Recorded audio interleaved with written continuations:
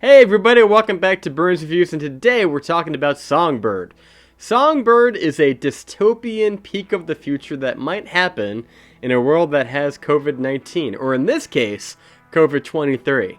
So, really quick, the premise of this movie is that the writer behind it, I have to look up his name because, Adam Mason and his buddy decided back in March that they were making a movie, they were writing it, and they had to shut down because of COVID. And in that process, they said, you know what we should do? We should make a movie about COVID. And we'll get Michael Bay, we'll flesh it out in a weekend, it'll be great. And I give him credit for trying to do something during a time where people can't do things. You know, they credit themselves as being the first movie in Los Angeles to go back into production. I don't know if that's a thing to be proud of, though. You know, I know it's a like, hey, we did a thing, but there's a reason why we're not making movies right now. It's because of COVID. Because 200,000 plus people have died. So for you to come out and be like, hey, we're going to make a movie about that, while we're still in it, in a dystopian future, produced by Michael Bay, I don't know what the thinking was. I guess they want to do something creative in that time, and I get that. And I understand, you know, they did the whole thing where you have basically 8 or 10 actors. Pretty much none of them really meet up. You always have like 2 actors at a time kind of bouncing off of each other at most. I don't think I ever saw 3 people in a room at once in this movie. The large majority of this movie is a bunch of people just looking at a phone being like this, being like, did you make a delivery? Alright, well I talked to the guy and he said that, you know, you have to have it at the house or, you know, I'm gonna have to fire your ass. And it's like, oh, I know, I'm on my bicycle, I'm doing it right now. Hold on, I got a phone call. Hello? Hold on, it's Cassie. Hello? Hello. Hey. Hi, my sunshine. How are you? I'm good, how you doing? That's good. I just wanted to see if a 12-pack was good. That sounds pretty good. Alright. I'm in the middle of doing a review for Oh, I'm sorry. I'm doing a review for Songbird, and maybe more than a 12-pack, considering how the quality of this movie. Oh, no. I just found out it was produced by Michael Bay, and now it all makes sense now. Oh. Well, there you go. It has a real Mark Wahlberg Transformers quality to it. Well, you know, only the creme de la creme. Cassie, say hi. Cassie says hi. There you go. Who am I talking to? Oh, I'm recording right now. Oh. Hello, people of the internet. And that's the whole movie. It's just like these people who are just not in the same room, looking at their devices, talking to their devices. I don't even know how they filmed it. I guess they filmed it on locations. You know, everything. Most of this movie takes place inside. Some of the people are actually wearing hazmat suits, so I guess those actors were the safest people on set. But this movie just feels grossly, I don't know, ill-timed, disrespectful to those that have been lost during this pandemic. And it's not very good.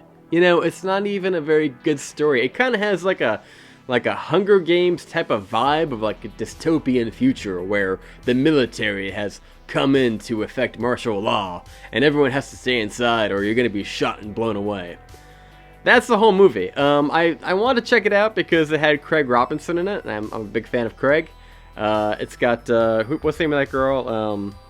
Alexandra Daddario. You know, she's pretty to look at. She's also kind of good in everything she's in recently, with the exception of, like, you know, Baywatch. She was in True Detective. That was pretty good. And then you have some, like, some older actors. You've got Bradley Whitford, who you might know from, like, The West Wing. He was in The Cabin in the Woods. He was the guy, most people know, people are my age, know him from Billy Madison. He was the guy that Billy was going up against. He was in Get Out. He was the dad that would have voted for Obama a 3rd term, if he could. And then you have, who else? Demi Moore, who looks like she's just phoning it in the whole time. She's just doing you know, I don't know, there's something about her. It's like she does not look like she gives a shit to be in this movie. She's just kind of collecting a paycheck.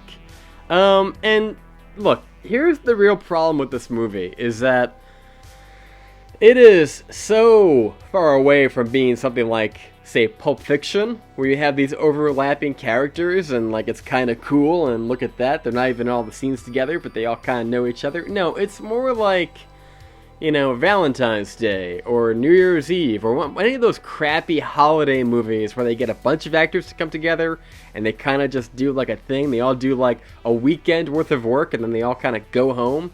That movie is this movie. I mean, the best part of this movie is Peter Stormare, who you might know from John Wick 2. I always think of him as like the crazy Russian astronaut from Armageddon who's hitting the thing with the wrench. He's in a lot of stuff. He's always a Russian. He's in Fargo.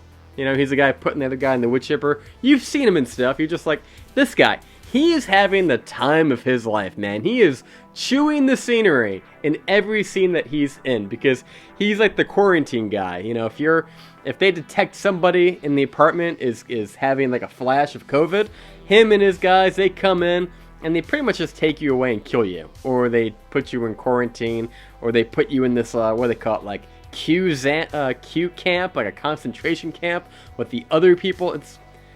I get it, it's a cautionary tale, but it is the laziest kind of cautionary tale.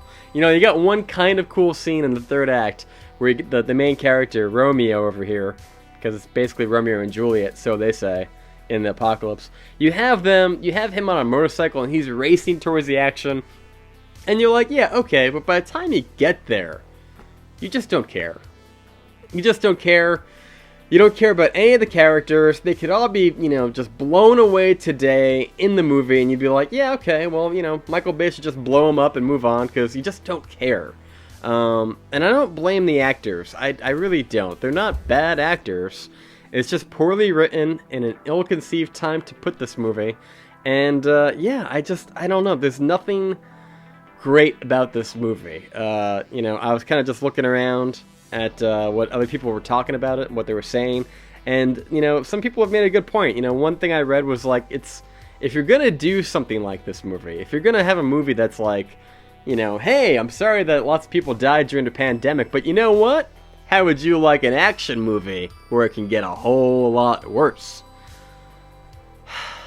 What are we doing, guys? What are we doing? Why is this a movie? Go make another the 20th Transformer movie that nobody wants.